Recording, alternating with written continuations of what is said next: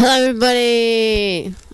Why does that sound weird? Does it sound weird in your headphones? A little bit. Like, it's like kind of like distorted. Yeah. Yeah. What? Interesting. I wonder if it's the headphones or... It could be the microphone. It was just working normal. Okay.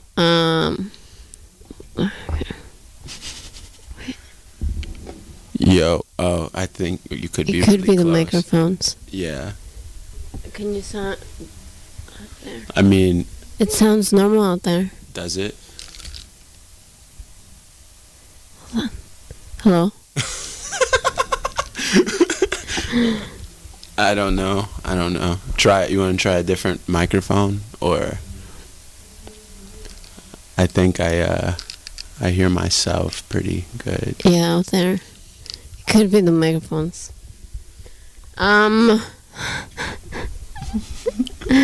So today has just been crazy pretty much all day. Like at work we have, so I'm a lunch lady, so I run this we run the kitchen pretty much. That's awesome. Yeah, and except a bunch of my coworkers quit. Damn, so it's like awesome. Why'd they quit? Yeah. Well, because they all have little children, and they thought that they could work and have little children, but it's not working to work. Yeah. Can't be a superstar lunch lady with right. Yeah, so they all quit, and so now the ones that are there, including myself, have to work and do more of the jobs. Which we come in early and stuff, which is okay and all, but it's just walking back and forth, and then today's just been crazy. Well, it's almost over. I know, but I'm always happy when it spreads your music to the world, though, because I get to meet all new artists. Yeah. Including yourself. Yes. So how are you doing today? I'm good. How are you? I'm good. Good. I'm trying to get through the day.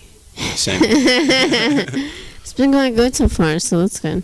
I mean, kind of, except for technology problems. Right. But it's technology. Can't really do anything. If it can't go wrong, it will go wrong. Yeah.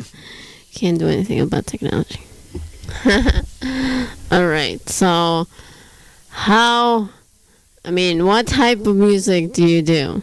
Well, I'm Craig Blackmoore, and I make space music. Or I call it space music. It could be spacey or not, but I feel like a lot of my music has that cosmic vibe to it. But for the most part, it's psychedelic hip-hop with influence from, a few different places. Industrial, electronic. Oh, that's cool.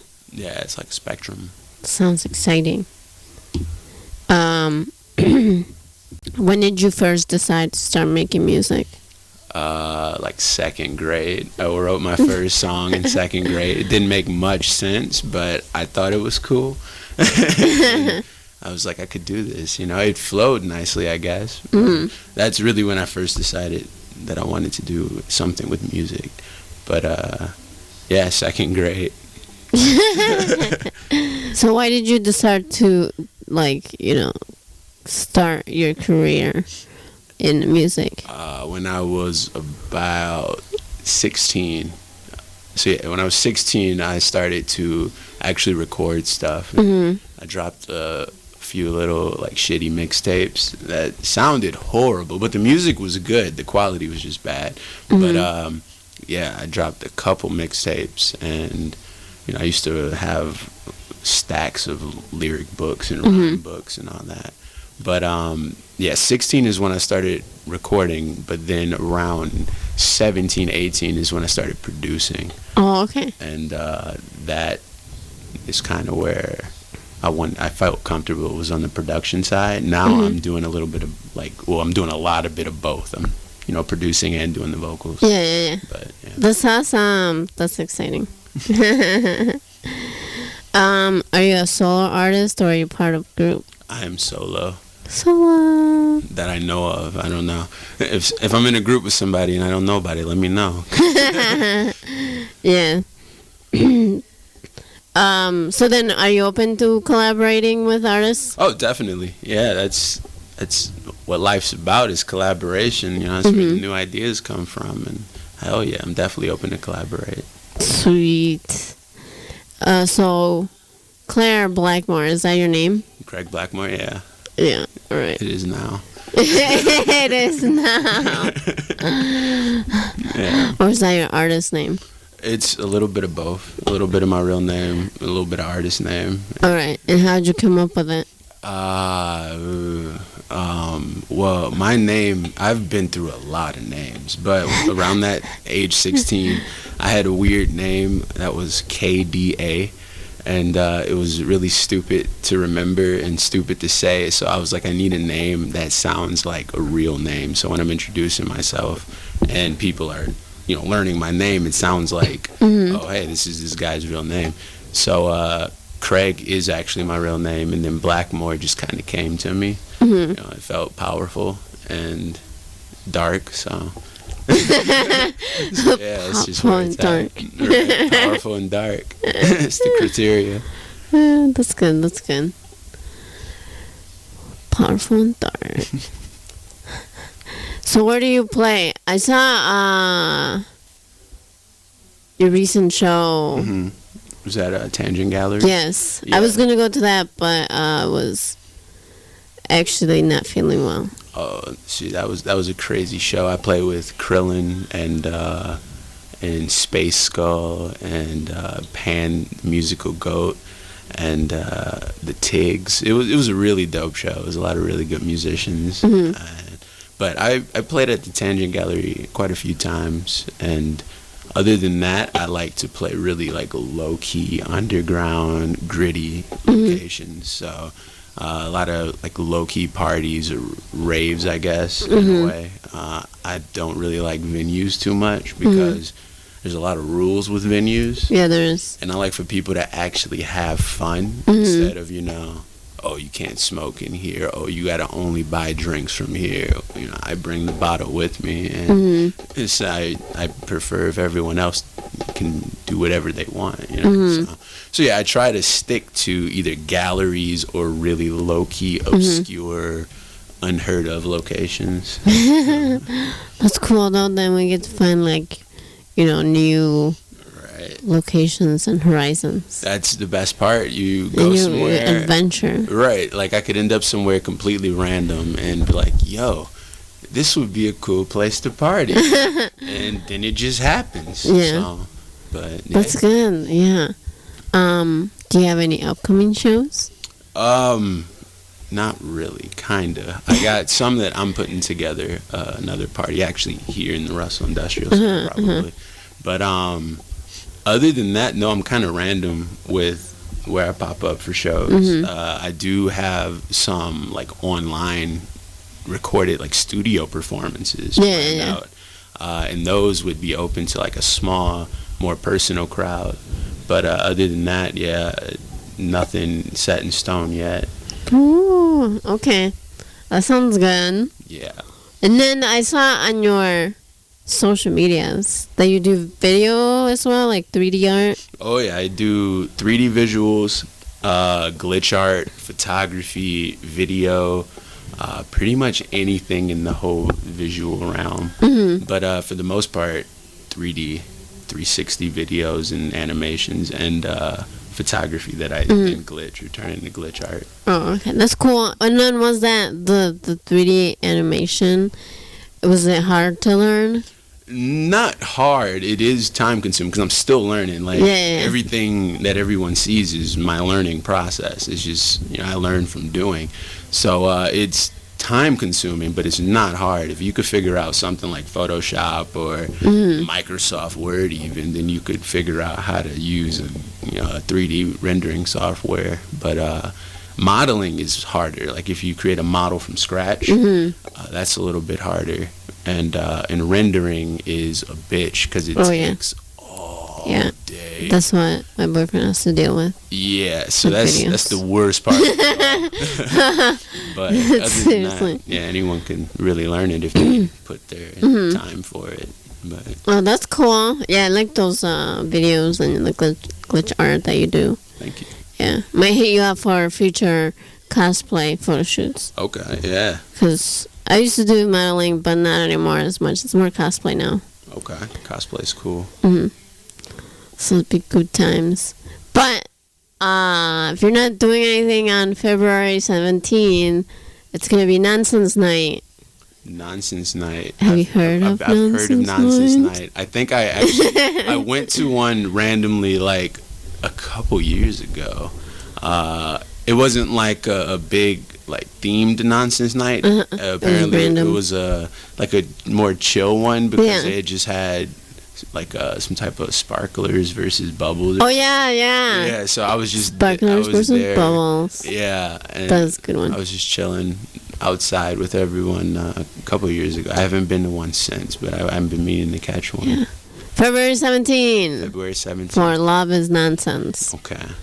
But yeah, I'll be playing that day as well. Okay, cool. So it'll be a good time. That's what's up. Yeah, and then I think there'll be another Bubbles versus Sparklers either this summer or next summer sometime. Okay. I like bubbles, so I'm good. That's good. I'm also Team Bubble. Sweet. Bubbles are cooler. Good. Yes. Otherwise, you'd be like, get out of here. I'm just kidding. No, sparklers are loud. I'm just kidding. I've had some Team Sparklers on the show, so it's okay. Sparklers are cool too, but bubbles. Bubbles are the best. They're like round and like, it's like, I read this article that it's pretty much like butterflies, how they're able to fly and stuff. Like people don't, or the scientists don't know how it's possible, How bubbles are possible. Yeah, like how a sphere of, soap or whatever it's made out of can just be, Right. Or how butterflies can fly. Because technically, apparently, like, their bodies are like, or something either heavier or something, I don't remember. I haven't. Yeah. I read this a while ago. But, yeah, and so they're like, I don't know how it's possible that a freaking butterfly or like a bee can fly, but their body is like way bigger than or heavier than, it's like, what? Butterflies do kind of fly like they're drunk. Mm-hmm. Bees, though, they're precise. They always never fail to sting me. So I feel like I'd be able to get away from a butterfly, knock it out. But bees, no, they get in there. Yeah, you gotta like run. Yeah. When they try to attack you. I've been stung by bees before, and it's not cool. No, you just gotta sting it back. I mean, think about it. It's gonna get you, right? It's gonna hurt for a minute, but it's dead after that. Yeah, hopefully. So who really wins? Unless you're allergic, then... Yeah, then you're done. The bee gets the last laugh. Yeah, I think 2 years ago or something like that. I don't know. I went to a festival up north somewhere. And, I didn't know there was, like, ground bees. Okay, so I was walking, because I just had woken up. And then I, like, slept in my car because I didn't have a sleeping bag or a tent. So I slept in my car. And then I walked to the porta potty, because I have porta potties. And, like, somehow I got stung by, like, 2 bees on my foot. And I didn't, like, I felt it, like, when they stung me. And I was just like, trying to get this bee away from me. And then I ran to the porta potty and stayed there for a little bit. But then, like, a few minutes after that, because I think I got stung by 2 bees. Because, like, after I got into my car again, and make sure that I didn't step on any bee hives on the ground. You're real careful now. I know. And I got there, and then my foot was, like, super swollen. Ooh. I was like, damn it. Oh, I'm like, how am I supposed to play now? Because there was a event that I was supposed to DJ at. But I did play, so that was good. But seriously, my foot was like that for, like, 2 days. Ooh. Until it went back to normal. Like, But then I had this huge bruise. Like, my foot looked purple. And, like, as if something like fell on it or something. Foot, yeah. And I'm like, I don't know if this is supposed to be normal. But then, just go on WebMD. You know, like, I'm gonna become a bee now, I guess. Right. Start flying and buzzing around. That'd be pretty cool. Yeah, it would be. Pretty freaky. Get some honey. All right. I like honey. But yeah, stay away from bees. They're crazy. They're deadly. No, apparently some we of need them to are. save the bees. Oh yeah, we're saving the bees, we need to but save them. stay away from them at the same time. Just let them do it. Yeah, but seriously, I don't. It's insane. I don't know. So you sent me some songs here, a lot of them, which is good. I like when artists send a lot of songs because at the end of the show, I like to play all the songs twice, so then everybody gets to hear them again. Mm-hmm. So tell me about these songs. All right. So I for sure sent you my most recent release called I Am Stardust. Yes. It's a full album, mostly instrumental. I think there's only one song on there with vocals, and it's me on the vocals. It's all written and produced by me. It's more of a cinematic project. It flows. It's space music, literally. Like, it starts off really heavy. It comes in really psychedelic and heavy and nice, and it's just like flying through space. That's what I imagine with that first song. I imagine a lot of things with the first song, but with that whole album, it's cosmic. That's how I can really describe it. It's trip hop and psychedelic hip hop for the most part. It's really dope to dance to, or just like have some tracks on there that you can get work done to or whatever. But that is actually out now. That's on iTunes, Spotify, Apple Music, whatever people use to find music. It's not on SoundCloud though. But then I sent you a few other songs from my upcoming project, which is a lot different from I Am Stardust. It's a whole like flipped script. This one has a lot of vocals. There's vocals on every song. Got a little bit more experimental with the song types. So one song probably won't sound like the next song. It's going to go a lot of different places. But for the most part, it's a psychological project that I've been working on since 2014, honestly. And it reflects a lot of stuff that I was going through, like depression and just not feeling enough. And all the way up until now, where now I believe I'm at probably the highest point that I've been in a long time. And all of that's going to be talked about throughout the album. A lot of different feelings, a lot of emotions. And it's also, I call it all dreamaganda, dreamy propaganda. Oh, okay. To try to get people to kind of realize how much control they really have of reality, of their own reality. And if more people had tighter grasp on their personal realities, then this society would change. Oh yeah, like a lot. Exactly. So and just about every song I have to reference that, the fact that this song's about me grabbing control of this aspect of my reality, and as a result I evolve, so everyone else should do the same thing, and that's it. I mean, this is a society that tries to get everyone to come in line in a single linear reality, and it doesn't work. As a result, we feel hopeless, we feel empty. And it's a problem that a drug can't fix. Well, mushrooms can help, but a drug can't fix. Or alcohol. Alcohol definitely can't fix it. It's a self-realization thing. It's a mental thing. And it's all about just grasping your corner. That's good though.